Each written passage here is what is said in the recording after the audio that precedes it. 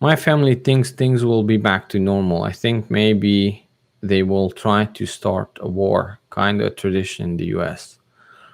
Yes, I mean, I don't know whoever said this, but there is the when everything else fails, they take you to war.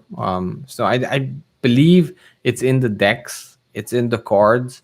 Um, it's probably the worst outcome from for everyone, with the exception of few, of course. So it's in the cards. I really hope we never get there. Whether it would be another just a small country or a big country, it doesn't matter. Um, it does take off your mind off of everything else. And if nothing else, that could be a reason why they take you to war.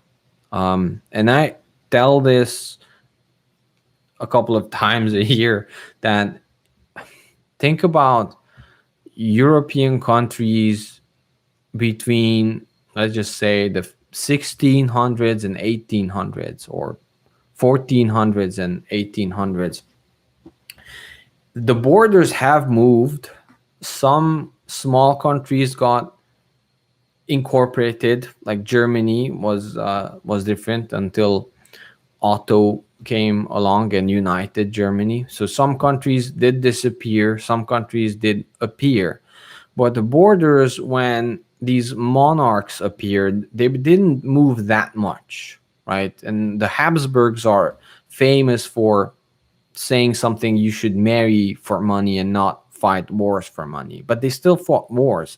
I'm just saying that all these monarchs in Europe, they were all somewhat related and interrelated and second cousins or wife of someone, you know. So why did they go to war? Why did they always go and wage war with other second cousins? So you have to think about that really hard, right? Why?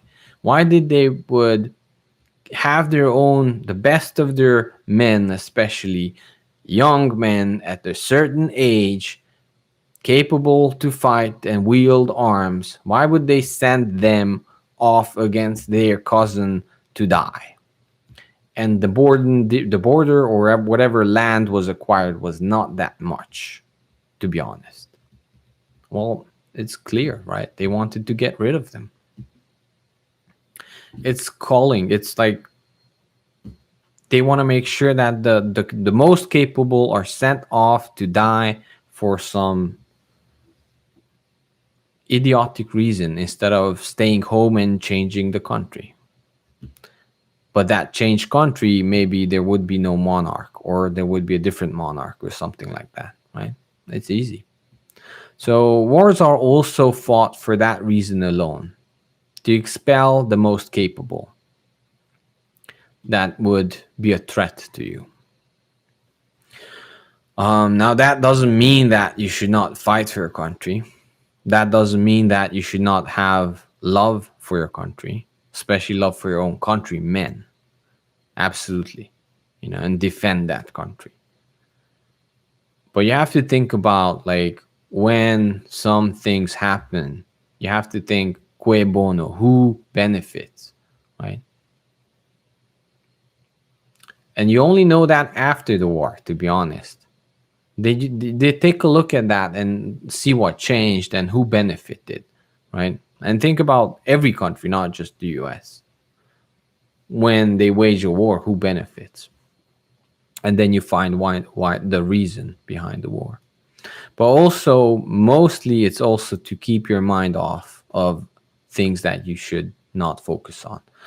So I don't know. I really hope we can get back to normal. The U.S. is still a major power. If anyone can get back on their feet, I think it's still the U.S. But we'll see what happens.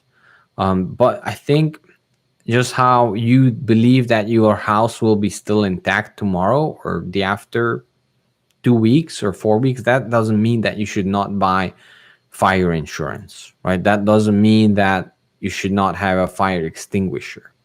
So when we have plans or when we prepare, we doesn't necessarily want something to happen. We want maybe nothing to happen, but we still want to have a insurance policy or somewhere to fall back to.